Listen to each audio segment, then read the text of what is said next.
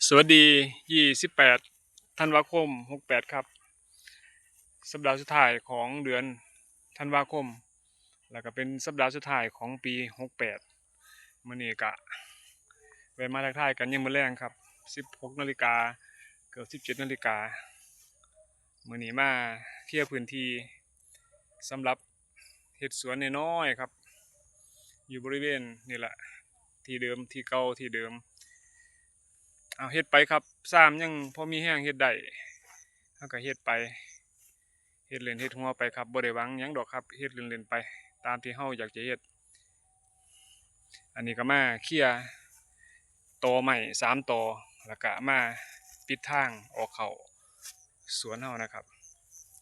ก็แวะมาทักทายสวัสดีปีใหม่ทุกท่านครับมีความสุขในปี68แล้วก็ต่อไปปี69สวัสดีครับ